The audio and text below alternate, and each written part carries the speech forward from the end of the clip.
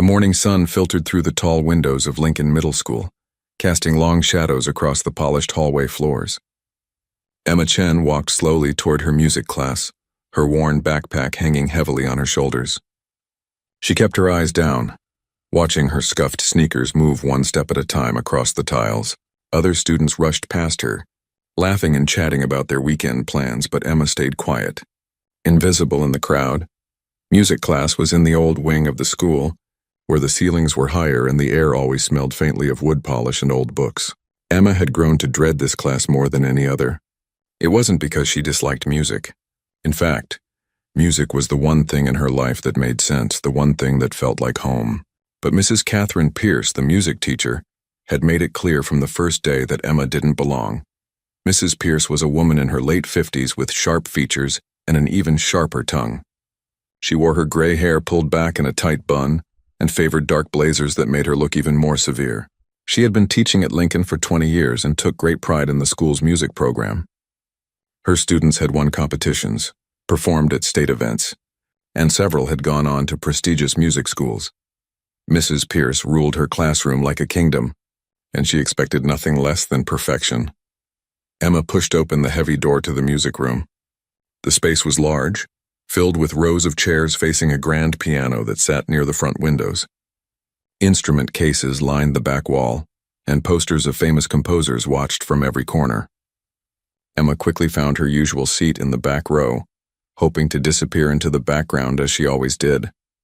The other students filed in, their voices filling the room with easy chatter. Sarah Mitchell, the class star, walked in with her friends, her perfect blonde ponytail swinging as she laughed at something someone said. Sarah could play 3 instruments and sang in the school choir. Mrs. Pierce loved her. Then there was Marcus Lee, who played trumpet and always volunteered first for every activity.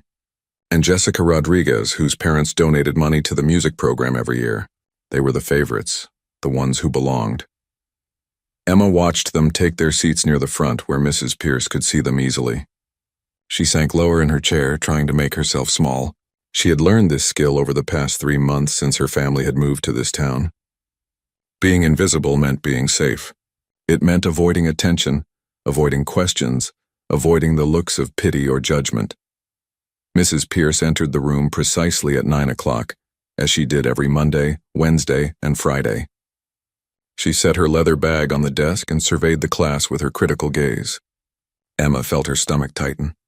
Something about the way Mrs. Pierce looked at the students this morning felt different, charged with an energy that made Emma nervous. The teacher began the class with her usual roll call, her voice crisp and efficient. When she reached Emma's name, there was the slightest pause, a moment of hesitation that Emma had learned to recognize. It was the same pause that came before criticism, before being called out, before being made an example. After roll call, Mrs. Pierce announced that they would be spending the next few weeks preparing for the spring concert. The students would be expected to perform individually or in small groups. Emma's heart sank. She had been hoping to avoid any kind of solo performance, maybe hide in the back of the choir where her voice would blend with others. Mrs. Pierce walked slowly around the room as she spoke, her heels clicking on the wooden floor. She talked about the importance of the spring concert, how parents and community members would attend, how it was a tradition that reflected on the entire school. Emma tried to focus on her words, but her mind kept drifting to the piano at the front of the room. At home, in the tiny apartment where Emma lived with her mother and younger brother, there was no piano. There was barely room for the second-hand furniture they had managed to move from their old place. Emma's mother worked 2 jobs, leaving early in the morning and returning late at night, exhausted and worried. Money was tight. Food was carefully rationed. Luxuries like music lessons or instruments were impossibly out of reach. But Emma had learned to play anyway. Years ago, before her father left, before everything fell apart, there had been piano lessons. Emma had been 7 years old, small hands stretching to reach the keys, her feet dangling above the pedals. She had loved those lessons, the way the music made her feel like she could express things she had no words for. Then one day the lessons stopped. Her father was gone and there was no money for such things anymore. Emma taught herself after that. She would slip into the school's practice rooms during lunch, when most students were in the cafeteria. She would sit at the old upright piano in the corner, the one with the broken C key and the pedal that squeaked. With sheet music borrowed from the library and tutorials she found online using the school's computers, Emma practiced. She played when no one was watching, when no one could judge or criticize or tell her she didn't belong. Mrs. Pierce's voice cut through Emma's thoughts. The teacher was now standing near the piano, running her hand along its polished surface. She was talking about the importance of confidence, of being willing to take risks in music. Emma felt a cold sense of dread building in her chest. Then Mrs. Pierce's eyes landed on Emma, and the teacher's lips curved into what might have been a smile, but wasn't. It was the expression of someone who had spotted an opportunity, a chance to make a point. Emma's hands gripped the edges of her chair. The teacher called Emma's name, her voice carrying easily across the room. Every student turned to look at the girl in the back row. Emma felt her face grow hot, her heart pounding so hard she was sure everyone could hear it. Mrs. Pierce gestured toward the piano with one elegant hand, a command disguised as an invitation.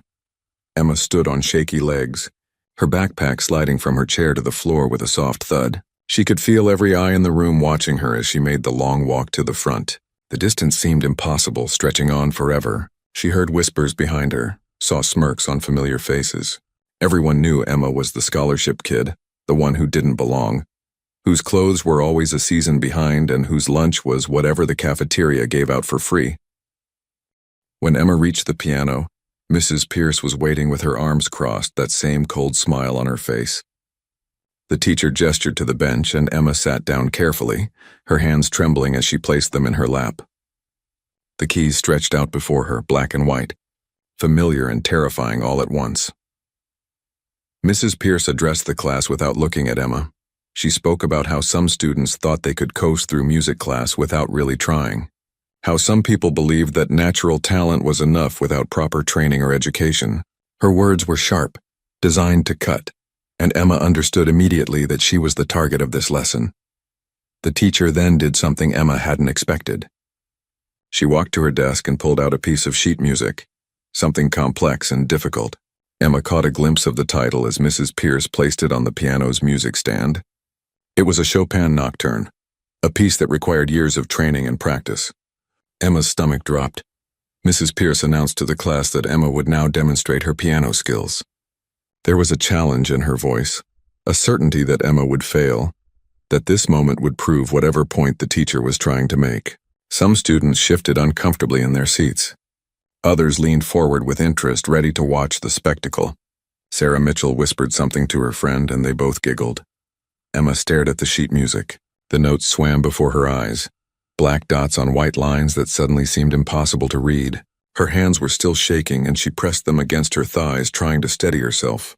She could feel Mrs. Pierce standing just behind her, waiting, expecting failure. The room fell silent except for the sound of Emma's breathing and the distant hum of the heating system. Outside the windows, birds sang in the trees, unaware of the drama unfolding in this classroom. Emma closed her eyes for just a moment. She thought about her mother, working double shifts at the diner and the grocery store, sacrificing everything so Emma and her brother could have a better life.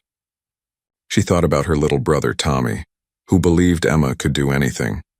Then Emma thought about the music itself.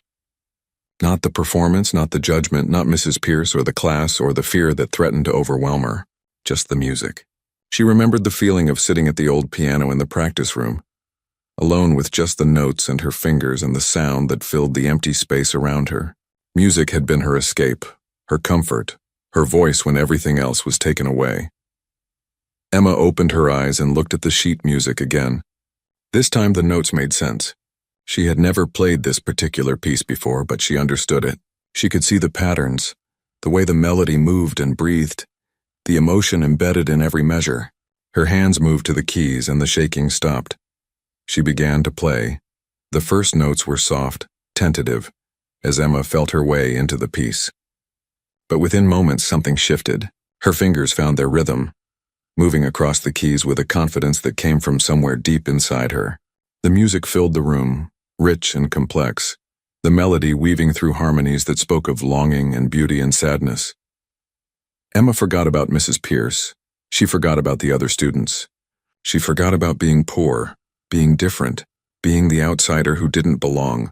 There was only the music, flowing through her like water, like breath, like something essential to life itself. Her body swayed slightly as she played, responding to the rhythm and emotion of the piece. In the back of her mind, Emma was aware of the technical challenges of the nocturne. The crossed hands, the delicate touch required for certain passages, the way the tempo had to ebb and flow like a conversation. But her fingers seemed to know what to do without conscious thought. Years of secret practice, of teaching herself in empty rooms, of listening and learning and loving music with every fiber of her being, all came together in this moment. The melody soared, and Emma went with it. She poured everything into the music. Every lonely lunch period sitting by herself. Every night listening to her mother cry behind a closed door. Every morning waking up to bills they couldn't pay and problems that seemed impossible to solve. Every dream she'd had of a different life, a better life, a life where she could be herself without apology. All of it went into the piano, transformed into something beautiful. As Emma played, she was dimly aware of changes in the room behind her. The whispers had stopped. No one was laughing. Even the usual rustling and shifting that accompanied any classroom had ceased. There was only silence broken by the stunning beauty of the music Emma was creating. Mrs. Pierce stood frozen, her expression unreadable. The teacher had expected Emma to fumble, to struggle, to prove that she was just another underprivileged student trying to survive in a school where she didn't belong. But what was happening at the piano was nothing like what Mrs. Pierce had anticipated. The girl was playing a graduate-level piece, sight-reading it with an interpretation that showed deep understanding and genuine feeling. Sarah Mitchell sat in her chair, her mouth slightly open. She had taken piano lessons since she was 4 years old, had expensive private teachers and a baby grand piano in her family's living room. But she had never played like this. She had never made the piano sing the way Emma was making it sing right now. Marcus Lee watched with wide eyes, his usual confidence shaken. Jessica Rodriguez felt something twist in her chest, something that might have been shame or recognition or both. The other students sat transfixed, watching this quiet girl they had barely noticed transform into someone completely different. Emma reached the climax of the piece, her fingers dancing across the keys with breathtaking speed and precision. The music swelled, filling every corner of the room, resonating off the walls and windows. Then gradually it began to soften, the melody becoming gentler, more intimate, like a whispered secret. Emma played the final notes with exquisite care, letting each one fade into silence before moving to the next. When the last note died away, Emma lifted her hands from the keys. The silence that followed was absolute, complete, heavy with meaning. She sat very still on the bench, suddenly aware again of where she was, what she had just done. Her heart was pounding, but for a different reason now. Slowly, Emma turned to look at Mrs. Pierce. The teacher's face had gone pale.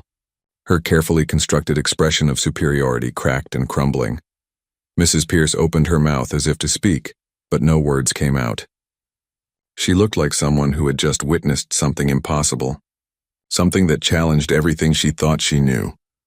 Emma stood up from the piano bench, her legs steadier now than when she had walked to the front of the room. She looked at her teacher, waiting for the criticism that always came, the words that would cut her down and remind her of her place, but Mrs. Pierce remained silent, completely and utterly silent. The silence stretched on, becoming uncomfortable. Emma could hear her own breathing, could feel the weight of everyone's stares. Still, Mrs. Pierce said nothing. The teacher's hands, which had been so confidently crossed over her chest just minutes ago, now hung at her sides. Her face showed something Emma had never seen there before, something that looked almost like shock mixed with confusion. Then, from somewhere in the middle of the room, someone started clapping. It was Marcus Lee, his hands coming together slowly at first, then faster. Within seconds, other students joined in. The applause grew louder, filling the space that the music had occupied just moments before. Emma stood by the piano, unsure what to do, her cheeks burning with a mixture of emotions she couldn't quite identify. Mrs. Pierce finally seemed to snap out of whatever trance had held her. She held up one hand and the applause died away almost immediately. The teacher cleared her throat, and when she spoke, her voice sounded different than usual, less certain, missing its typical edge of authority. She told Emma to return to her seat, the words clipped and short. Emma walked back to her chair in the last row, her legs feeling strange, disconnected from her body. As she passed between the rows of students, she caught glimpses of their faces. Some looked at her with new interest, curiosity replacing the indifference that had been there before. Others seemed confused, as if trying to reconcile the quiet girl they thought they knew with the person who had just played the piano with such incredible skill.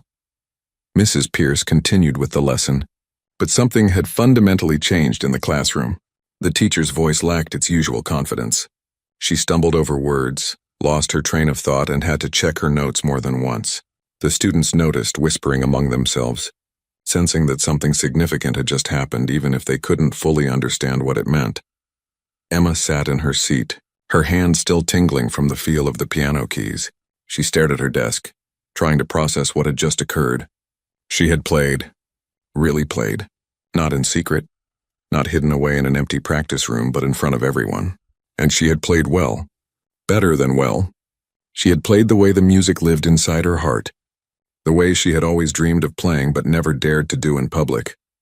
When the class finally ended, Emma quickly gathered her things, hoping to slip out before anyone could talk to her.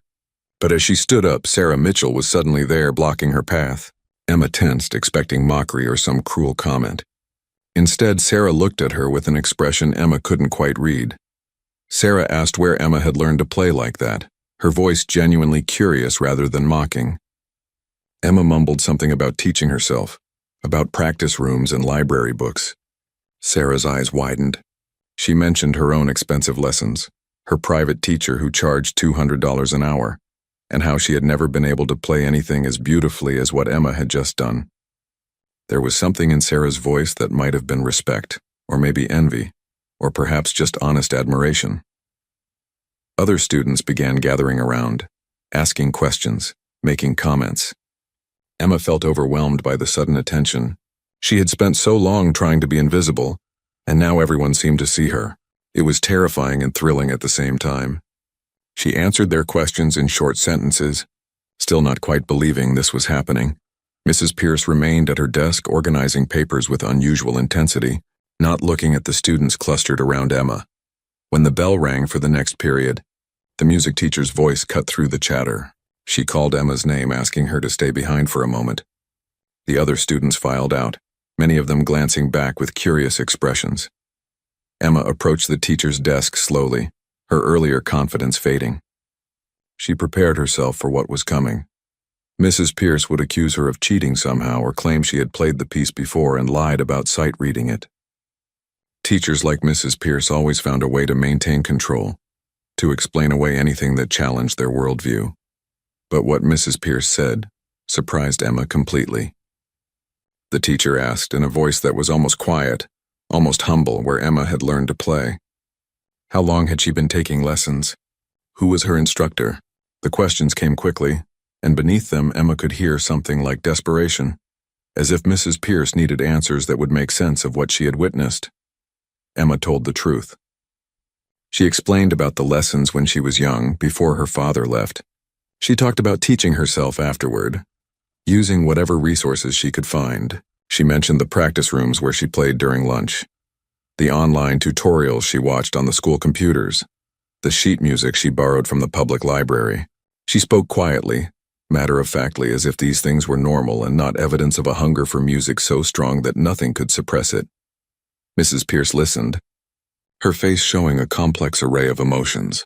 When Emma finished speaking, the teacher was quiet for a long moment. Then she did something Emma never expected. She apologized. Not fully, not for everything, but for putting Emma on the spot, for trying to embarrass her.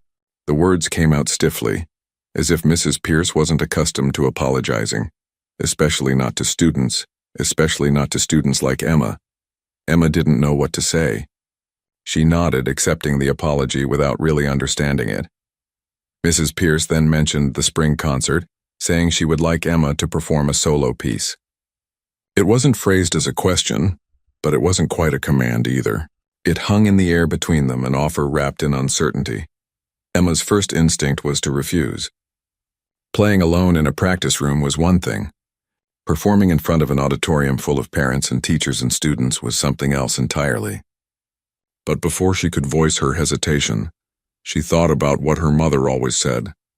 Her mother, who worked herself to exhaustion every day, who never complained, who taught Emma and Tommy that being poor didn't mean being less than anyone else. Her mother would tell her to be brave, to take the opportunity, to show the world what she could do. Emma heard herself agreeing, the words coming out before she could second-guess them. Mrs. Pierce nodded, something like relief crossing her features. The teacher mentioned they would need to discuss repertoire, practice schedules, and other details. But for now, Emma should get to her next class before she was late. Emma left the music room in a daze.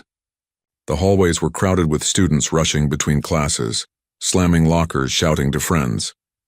But Emma moved through it all as if in a bubble, her mind replaying the last hour over and over. She had played the piano in front of everyone. She had played well. Mrs. Pierce had apologized. And now she was going to perform at the spring concert. During lunch, Emma didn't go to the practice rooms as she usually did. Instead, she sat in the cafeteria at the end of a long table, eating the free lunch the school provided. She was surprised when Sarah Mitchell sat down across from her, followed by two of Sarah's friends. They started talking to Emma as if they had always been friends, asking about her favorite composers, what other pieces she could play, whether she liked classical music or jazz better. Emma answered their questions, still feeling off balance from the morning's events. Part of her wondered if this was some kind of elaborate joke, if they were being nice now only to mock her later.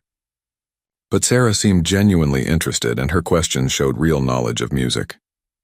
They talked about Chopin and Debussy, about the difference between playing technically correct and playing with feeling, about their favorite performances they had seen online. As Emma talked, she realized something strange was happening. For the first time since moving to this school, since her life had fallen apart, she felt almost normal. Not invisible, not different, not less than everyone else. Just a girl who loved music, talking with other people who understood. The days following Emma's performance in music class were strange and unsettling. Word had spread quickly through the school about what had happened, the story growing and changing with each retelling.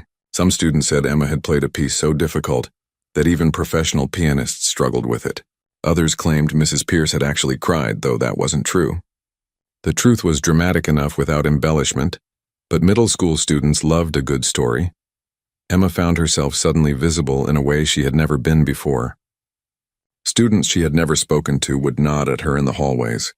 Some asked if the rumors were true, if she really was some kind of musical genius. Emma always shook her head, uncomfortable with the attention, insisting she just liked to play piano.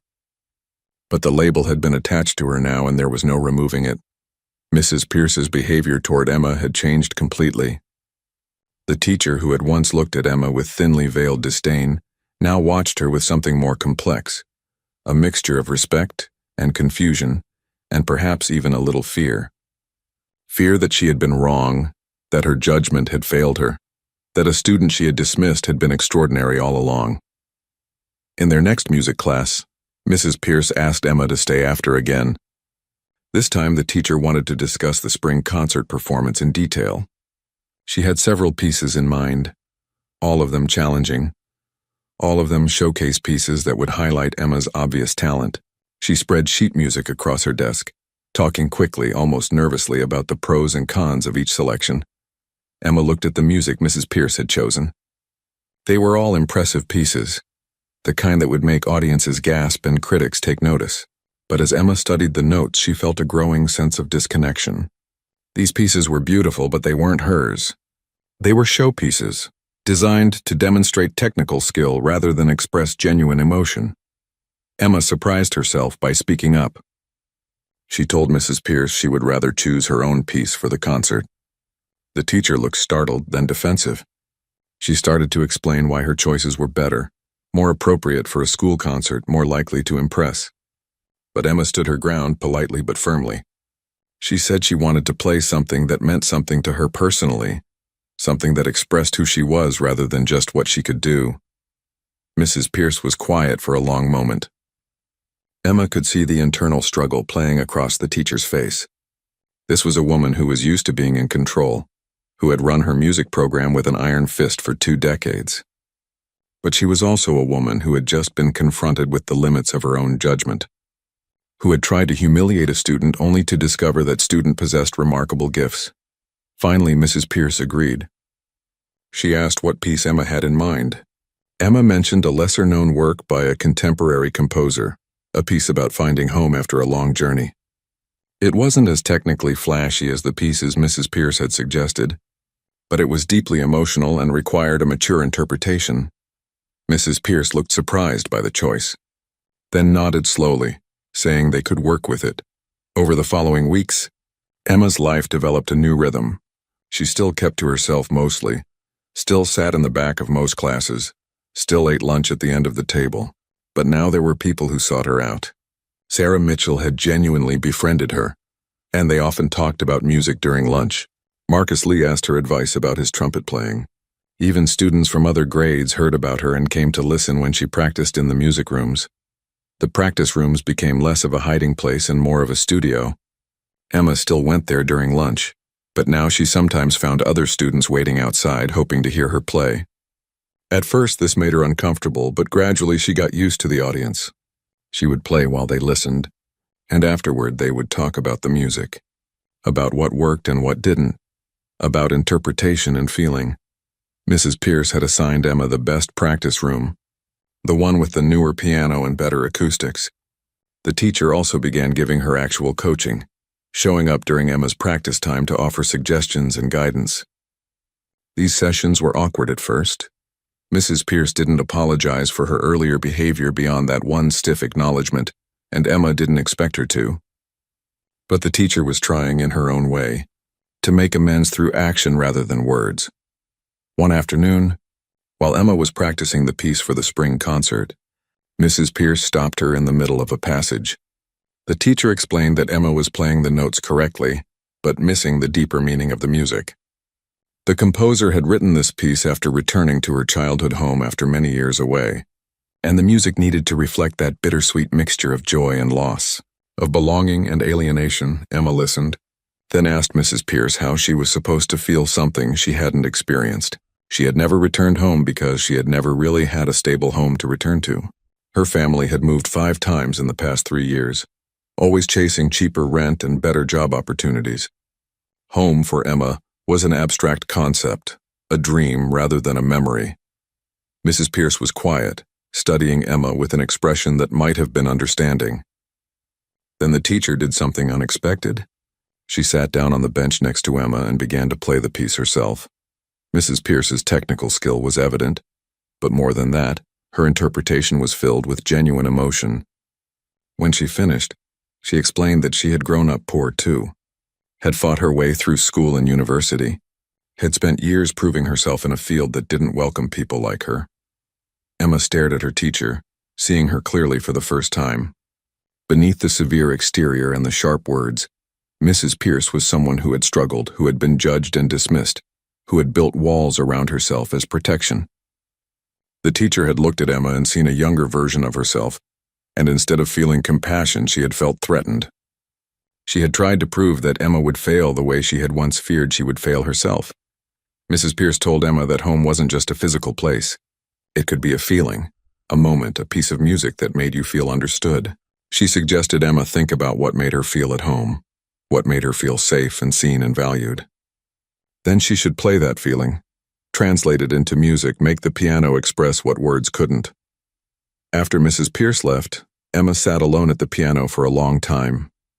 She thought about her little brother Tommy, the way his face lit up when she came home from school. She thought about her mother's tired smile when Emma hugged her after a long shift. She thought about these moments in the practice room, alone with the music, where she could be completely herself without judgment or fear. That was home. Not a place, but a feeling of acceptance and belonging. Emma began to play the piece again, but this time it was different. She poured in all those feelings of fragile safety, of hard-won peace, of finding moments of beauty in a difficult life. The music flowed through her differently now, more honest, more vulnerable, more real.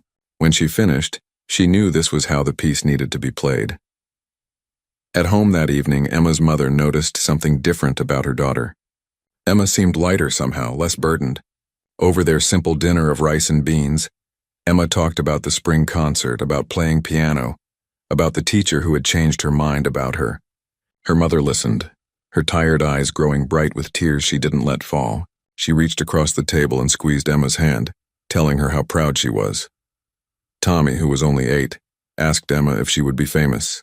Emma laughed and said probably not. But Tommy insisted that anyone who played piano as well as his sister had to be famous. His absolute faith in her made Emma's heart ache in the best way. This, she thought, was what the music was really about. Not impressing audiences or proving teachers wrong, but expressing the love and struggle and hope that made up their daily lives. As the spring concert approached, Emma's nervousness grew. Playing in front of her music class was one thing. Performing on stage in the auditorium, with hundreds of people watching, was entirely different. She had nightmares about forgetting the music, about her hands freezing on the keys, about disappointing everyone who now believed in her. The school auditorium was being transformed for the concert. The stage crew set up lighting, arranged chairs for the orchestra, and positioned the grand piano at center stage. Emma walked past the auditorium several times a day, always glancing through the door windows at the stage, imagining herself up there, wondering if she could really do this. Mrs. Pierce held extra rehearsals in the auditorium so students could get comfortable with the space. When it was Emma's turn to practice on stage, she walked up the steps with her heart pounding. The stage was bigger than she had imagined, the lights brighter and hotter. She sat at the grand piano, so much larger and finer than the practice room upright she was used to. Her hands touched the keys and they felt different, more responsive, capable of nuances she had only dreamed about. She began playing her piece, but the acoustics of the empty auditorium threw her off. Every note echoed, lingering in the air longer than she expected. She stumbled, lost her place, had to start over. Mrs. Pierce's voice came from somewhere in the middle of the auditorium, calling out suggestions about touch and dynamics. Emma tried again, and this time it went better. By her third run-through, she was beginning to understand how to work with the space rather than against it. Other students watched Emma's rehearsal from the wings, whispering among themselves. Some were genuinely supportive, excited to see what the girl everyone was talking about would do. Others were jealous, resentful that this quiet newcomer was getting so much attention. Sarah Mitchell stood in the front row of the auditorium, watching intently, her expression thoughtful. She caught Emma's eye as Emma finished her rehearsal and gave her a thumbs up and an encouraging smile. At home, Emma tried to practice on the small electric keyboard her mother had bought from a thrift store. It had cost $20 they could barely afford, but her mother had insisted. The keyboard's keys were stiff and unresponsive compared to a real piano, and many of the functions didn't work anymore. But it was something. Emma could run through the fingering, could internalize the patterns, could feel the music in her hands even if the sound wasn't right. Tommy would sit on the floor near Emma while she practiced, doing his homework or drawing pictures. He always drew the same thing: Emma on stage with a huge audience clapping, musical notes floating in the air like magic. He would show her his drawings, and Emma would smile and tell him they were wonderful, even as anxiety twisted in her stomach. Emma's mother worked extra shifts in the week leading up to the concert, determined to be able to take the evening off to attend. Her manager at the diner wasn't happy about it, but Emma's mother stood firm. This was important. Her daughter was going to perform, really perform, and nothing would keep her from being there.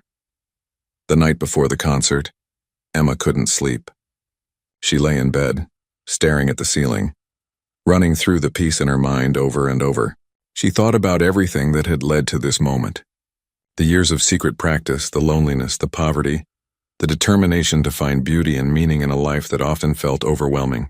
She thought about Mrs. Pierce, about how people could surprise you, could grow and change when forced to confront their own prejudices. Emma wondered what her father would think if he could see her now. He had been the one to start her on piano, to recognize something in his small daughter that loved music more than almost anything. Then he had left, unable or unwilling to deal with the pressures of family and responsibility. Emma felt a complicated mixture of anger and sadness when she thought about him, but also gratitude. Without those early lessons, without that foundation, she wouldn't be here now. The morning of the concert, Emma woke with a sense of calm determination. This was happening. There was no backing out, no running away. She would walk onto that stage and play, and whatever happened would happen. She went through her morning routine, ate breakfast with Tommy, who was bouncing with excitement. Her mother had laid out Emma's best clothes the night before, a simple black dress that Emma usually wore to the rare family gatherings they attended. It was a little too big, bought from a discount store in a larger size so Emma could grow into it, but her mother had taken it in with careful stitches so it fit better now. At school, the day felt endless. Emma couldn't focus on any of her classes. Teachers excused her distraction knowing about the concert. Other students in the concert were similarly unfocused, nervous energy crackling through the hallways. Some students had been practicing all year for this. For Emma, it had been only a few weeks of preparation, though in another sense she had been preparing her whole life. When the final bell rang, Emma headed to the auditorium. The backstage area was chaos, with students rushing around in concert dress, instruments being tuned, nervous chatter filling the air. Mrs. Pierce moved through the confusion with practiced efficiency, checking on each student, offering last-minute advice and encouragement. When she reached Emma, the teacher paused, studying her carefully. Mrs. Pierce asked Emma how she was feeling. Emma admitted she was terrified, her voice shaking slightly. The teacher nodded, understanding in her eyes. She told Emma that fear was natural, that even professional musicians felt it before performances. The key was to use that nervous energy, to channel it into the music rather than let it paralyze you. She reminded Emma why she had chosen this particular piece, what it meant to her. She told Emma to play for herself first, for the people she loved second, and for the audience last. Emma nodded, taking deep breaths, trying to calm her racing heart. Mrs. Pierce squeezed her shoulder briefly, an unexpected gesture of support, then moved on to check on the other students. Emma found a quiet corner backstage and closed her eyes, visualizing the piece, feeling the music move through her body. The auditorium doors opened and people began filing in. Emma peeked through the curtain and saw the seats filling rapidly.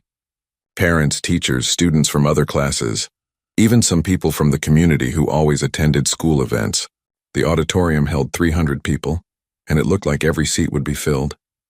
Emma's stomach flipped. Then she saw her mother and Tommy taking seats in the middle section. Her mother was wearing her one good outfit, the clothes she saved for job interviews and important occasions. Tommy was practically bouncing in his seat, looking around with wide eyes. Her mother scanned the stage looking for Emma even though the performance hadn't started yet. When their eyes met, even across the distance, Emma felt a surge of strength. Her mother smiled, and in that smile was everything: pride, love, faith, hope. The lights dimmed and the concert began. The school orchestra played first, a medley of classical pieces that were technically sound if not inspired. Then came the choir, then the jazz band. Student soloists performed between groups, some playing brass instruments, some singing, one girl performing a complicated violin piece. Each performance was met with enthusiastic applause from the supportive audience. Emma was scheduled near the end of the program. As she waited in the wings watching the other performances, her nervousness continued to build. Her hands felt cold despite the warmth of the backstage area. She flexed her fingers trying to keep them loose and ready. Sarah Mitchell, who had performed a flute solo earlier, came and stood beside Emma, offering silent support. Finally, Mrs. Pierce announced Emma's performance. The teacher spoke briefly about Emma, mentioning her dedication and natural talent, though she was careful not to mention the circumstances of Emma's first public performance or her own role in it. She introduced the piece, explaining it was by a contemporary composer and exploring themes of home and belonging. Emma walked onto the stage, her legs feeling disconnected from her body. The lights were bright, making it hard to see the audience clearly. She could hear the rustle of programs, the quiet murmur of conversation dying down. Her heart was beating so hard she thought everyone must be able to hear it. She reached the piano and sat on the bench, adjusting her position, taking a moment to settle herself. She looked out at the audience, seeing them as a blur of faces and shapes. Then her eyes found her mother and Tommy sitting in their seats, both leaning forward with anticipation. Her mother's hands were clasped together tightly, and Tommy was grinning so wide it looked like his face might split. For them, Emma thought, she would play for them. Emma placed her hands on the keys, feeling the cool, smooth ivory beneath her fingers. She took one deep breath, then another. The auditorium fell completely silent. Even the rustling stopped. 300 people waited, holding their breath along with her. Emma began to play. The opening notes were soft, gentle, like the first tentative steps into a new place. Her fingers moved with careful precision, establishing the melody that would carry through the entire piece. The nervousness that had consumed her backstage began to fade as the music took over. This was what she knew. This was where she belonged. The piece developed, the melody growing more complex, introducing new themes that wove together like threads in a tapestry. Emma's body swayed slightly, unconsciously responding to the rhythm and emotion of the music. Her fingers flew across the keys, executing difficult passages that required years of skill and practice. But technique alone wasn't what made the performance special. It was the feeling behind every note, the story being told through the music. Emma played the section that represented being lost, the dissonant chords and uncertain rhythms capturing the confusion and fear of not knowing where you belong. She thought about all the times her family had moved, packing their few possessions into boxes, leaving behind schools and neighborhoods, and the tentative friendships she had barely begun to form. The music expressed that rootlessness, that constant sense of displacement. Then came the transition, the moment when the wanderer begins to recognize something familiar, begins to sense the possibility of home. Emma's playing softened, became more hopeful. She thought about finding the practice rooms at this school, discovering a place where she could be herself. She thought about Sarah's unexpected friendship, about Mrs. Pierce's grudging respect. The music spoke of small moments of connection, of tiny victories that suggested maybe, just maybe, belonging was possible. The middle section of the piece was the most technically challenging, requiring crossed hands and complex rhythms that could easily trip up even experienced pianists. But Emma navigated it with confidence born from hours of practice. Her hands knew what to do, muscle memory taking over while her mind focused on the emotional journey of the music. She played the section that represented struggle, the hard work of building a home in difficult circumstances. The music was powerful here, almost aggressive, the chords crashing like waves against rocks. Emma thought about her mother working double shifts, thought about the bills that kept coming, thought about the judgment and pity in people's eyes when they realized Emma's family was poor. The music captured all of that struggle, all of that determination to survive and even thrive despite everything. Then, gradually, the music began to transform. The aggressive chords softened. The harsh rhythms found their resolution. This was the moment of arrival, of finally coming home. Emma played with her whole heart, pouring everything she felt into the keys. She thought about Tommy's unwavering faith in her, about her mother's tired but genuine smile, about these small moments of peace and love that made their difficult life bearable. The melody became sweet and warm, like sunlight after rain. Emma's playing was so gentle now that people in the back of the auditorium had to lean forward to hear. But the quietness was powerful, more powerful than any fortissimo could have been. It spoke of hard-won peace, of safety that was precious because it was so fragile, of home as something you carried inside you rather than a place on a map. As Emma played, something magical happened in the auditorium. The audience wasn't just listening to music anymore. They were experiencing something deeper, something more profound. Parents thought about their own childhoods, their own journeys to find where they belonged. Students felt the universal longing to be seen and accepted for who they truly were. Teachers remembered why they had chosen this profession, the hope of making a difference in young lives. Mrs. Pierce stood in the wings, watching Emma play, and tears rolled down her cheeks. She saw herself in this girl, saw the passion and talent that couldn't be suppressed no matter how difficult life became. She thought about her own journey, about the teachers who had believed in her and the ones who had dismissed her. She thought about the kind of teacher she had become, the walls she had built, the judgments she had made too quickly. Emma's music was holding up a mirror, and Mrs. Pierce was finally seeing herself clearly. Emma's mother sat in her seat, tears streaming down her face, not bothering to wipe them away. She watched her daughter on that stage, this child she had raised through poverty and hardship and uncertainty. She had always known Emma was special, had always believed her daughter had gifts that deserved to be shared with the world. But seeing it like this, seeing everyone in this auditorium transfixed by Emma's playing, feeling the power of her daughter's talent, was almost overwhelming. Tommy watched his sister with absolute awe. In his 8-year-old mind, Emma had transformed into something beyond his big sister. She was magic. She was possibility. She was proof that dreams could come true even when everything seemed hard and unfair. He decided in that moment that he would work as hard as Emma had, that he would find his own gift and develop it with the same dedication she had shown. Sarah Mitchell listened to Emma play, and something shifted inside her. Sarah had always been the star, the talented one, the girl everyone praised. But listening to Emma, she understood the difference between technical proficiency and true artistry. Sarah could play the notes correctly, could perform pieces with accuracy and precision, but Emma made the piano sing, made it speak truths that went beyond music into something almost spiritual. Sarah didn't feel jealous. Instead, she felt inspired, challenged to dig deeper into her own musicality, to find that same level of emotional honesty in her playing. As Emma approached the final section of the piece, the resolution, she felt a sense of peace wash over her. The music was coming home, the journey reaching its conclusion. The melody returned, transformed by everything that had come before it. It was the same theme that had opened the piece, but now it was richer, deeper, more complex.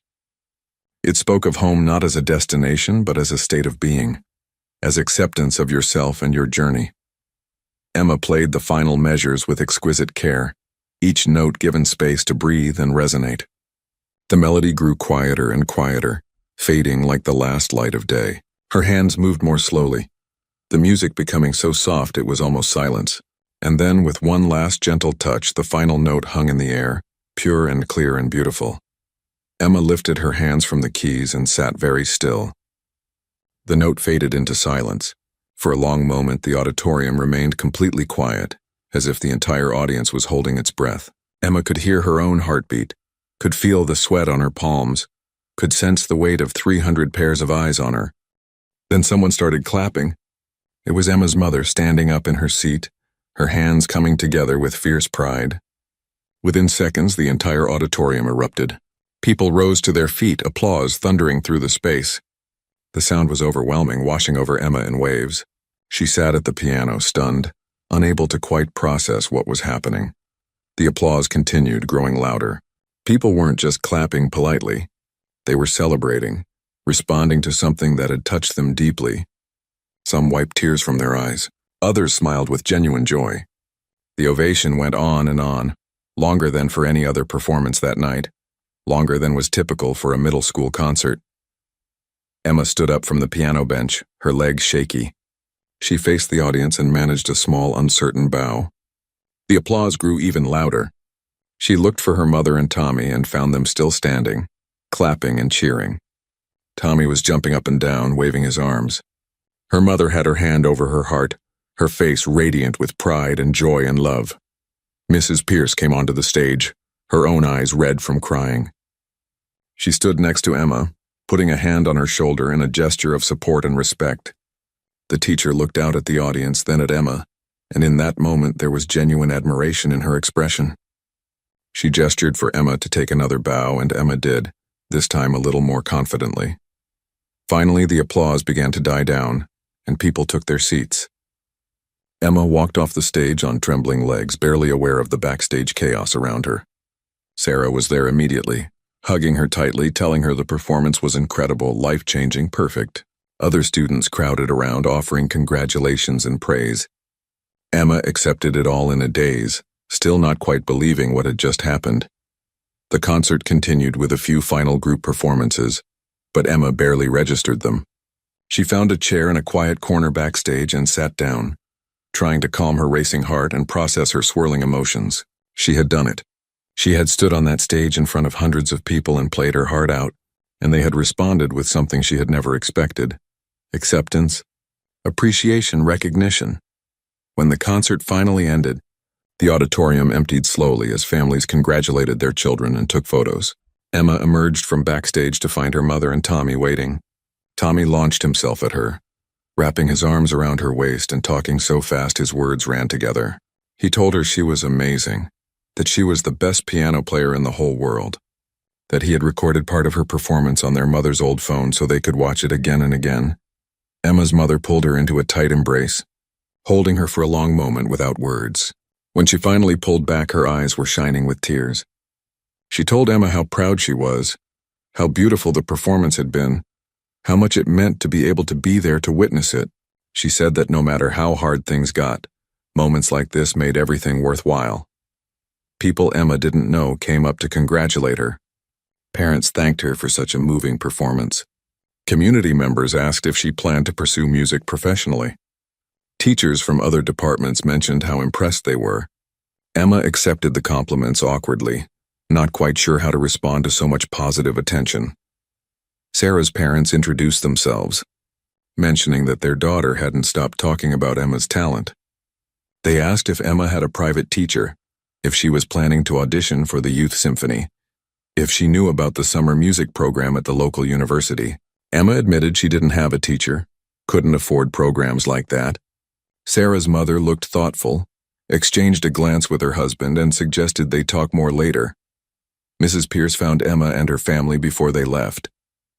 The teacher looked different somehow, softer, more human. She shook Emma's mother's hand, telling her what a remarkable daughter she had, what a gift Emma possessed. She mentioned wanting to talk about Emma's musical future, about opportunities that might be available, about not letting financial constraints hold back such obvious talent. Emma's mother thanked Mrs. Pierce, her voice thick with emotion. The teacher turned to Emma and did something completely unexpected. She apologized, fully and sincerely this time. She said she had misjudged Emma, had let her own biases and insecurities blind her to what was right in front of her. She said she hoped Emma could forgive her, and that she would do better going forward, not just with Emma, but with all her students. It was the kind of apology that showed real growth, real recognition of past mistakes. Emma accepted the apology, feeling a weight lift from her shoulders. She understood now that Mrs. Pierce was just a person, flawed and struggling like everyone else, capable of both cruelty and kindness. The teacher promised to help Emma find scholarships, programs, and resources that could nurture her talent. She mentioned knowing people in the local music community who might be willing to offer lessons at reduced rates or even for free. As Emma and her family finally left the school, walking out into the cool spring night, Emma felt fundamentally changed. She wasn't invisible anymore. She wasn't just the poor kid, the scholarship student, the outsider. She was Emma Chen, and she was a musician, and people had heard her and seen her and valued what she had to share. Tommy chattered excitedly all the way home, reliving every moment of the concert. Emma's mother walked with her arm around Emma's shoulders, holding her close. They passed through the familiar streets of their neighborhood, the same streets that had felt foreign and unwelcoming when they first arrived. But now they felt different, less hostile, more like a place where Emma might actually belong. At home in their small apartment, Emma's mother made tea, and they sat together at their second-hand kitchen table. Tommy finally fell asleep on the couch, exhausted from excitement. Emma and her mother talked quietly, processing everything that had happened. Her mother mentioned how she had always believed in Emma, even when times were hardest, even when it seemed like they would never catch a break. She said Emma's determination and talent were proof that poverty didn't define them, didn't limit what they could become. Emma thought about the journey that had led to tonight. All the secret practice sessions in empty rooms. All the time she had felt alone and different and less than everyone else. All the struggles her family had faced and continued to face. All the obstacles that had seemed insurmountable. And yet here they were, on the other side of something significant. Something that had changed not just how others saw Emma, but how Emma saw herself. In the weeks following the concert, Emma's life continued to transform. Mrs. Pierce connected her with a retired piano professor who agreed to give Emma lessons for free, recognizing her talent and wanting to nurture it. Sarah's family offered to let Emma use their piano for practice whenever she wanted, understanding that the electric keyboard at home wasn't sufficient for serious work. The school administration created a special music scholarship in Emma's name, designed to help other talented but underprivileged students access better resources. Emma continued to practice in the school's music rooms during lunch, but now she often had an audience of students who wanted to hear her play. She didn't mind anymore. She had learned that sharing her music, making herself vulnerable through performance, was part of the gift. Music wasn't meant to be hidden away. It was meant to be shared, to connect people, to express things that words couldn't capture. The story of Emma's performance spread beyond the school. Local newspapers ran articles about the talented student who had taught herself piano. A video someone had recorded of her concert performance went viral on social media, receiving thousands of views and comments from people touched by her playing. Music schools reached out, offering auditions and potential scholarships for high school programs. But perhaps the most significant change was internal. Emma walked through the halls of Lincoln Middle School with her head held higher now.